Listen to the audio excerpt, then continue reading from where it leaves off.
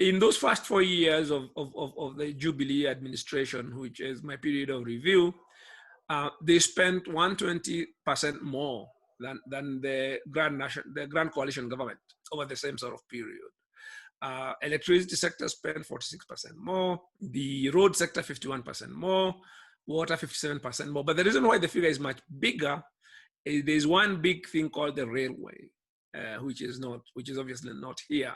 But if you take the railway out, you still get a figure which averages about 60%, 60-70% more than the previous government. So the question we want to ask, if they spend 60% more, if you factor in construction costs and all sorts of things, inflation, how do we actually see 60% more in terms of infrastructure output?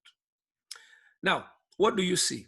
First of all, although the Jubilee has been saying very loudly how they have done a mother of all road building projects, in reality, the amount of road projects in terms of kilometers that they've initiated themselves is actually just about the same as the Grand Coalition government. If you see the report, I actually had to go through all the data, do a database of all the roads since the Grand National Coalition. Every road started, say how long is it, how much the budget, how much was spent, and just doing a time series of that.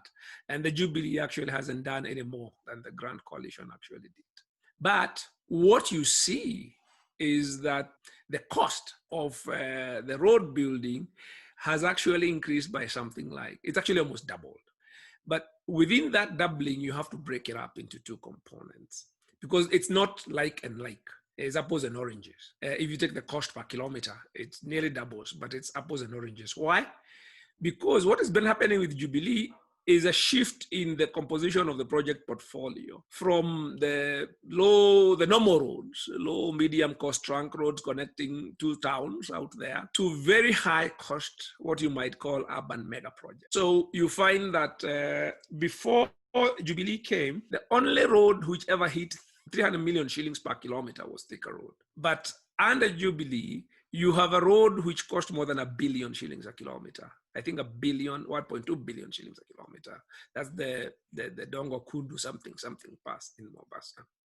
So what you see is that you're seeing a portfolio shift where those sort of urban roads with interchanges and all manner of things, they are more and more of them in the portfolio, and there are fewer and fewer of they are consuming much more of the budget than the normal trunk roads that we would build, or rural access road to open up different parts of the country. But even after you take those out, and those are put, I think or you ask yourself, what economic logic is there that you spend on a short urban road of 1 or 2 kilometers with an interchange to improve traffic flow?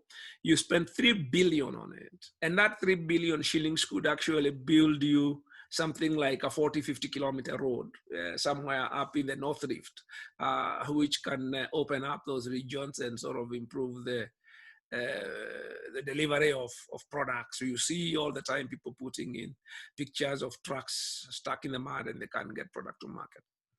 But even after you remove that, there's a 20% cost increase, which works out to 16 million per kilometer, above what construction cost increase actually justifies, because the KNBS does provide a construction cost index on an annual basis. So you say, this is how much the actual costs went up.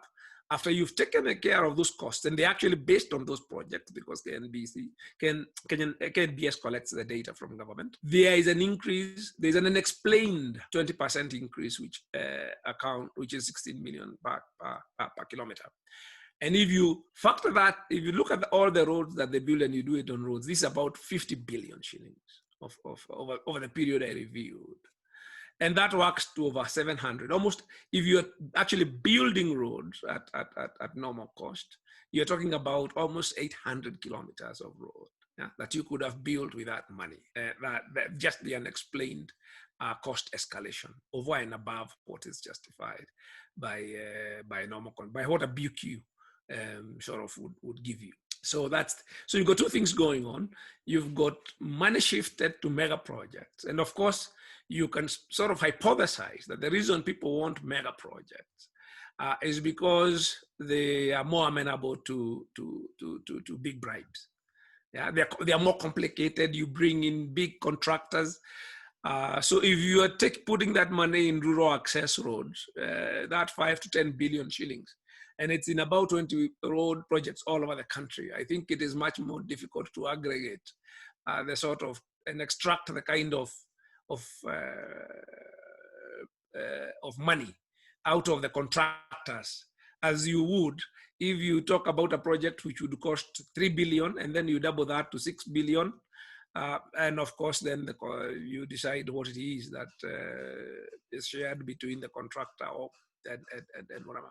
So the size of the transaction, the size of the transactions seem to be the ones which are driving what projects are done, as opposed to, and the distortion implied, the economic distortion is huge. So the budgeting of corruption here is in the projects is in the project selection. So projects with high economic return are left out, and what is put in the portfolio is projects with high corruption potential.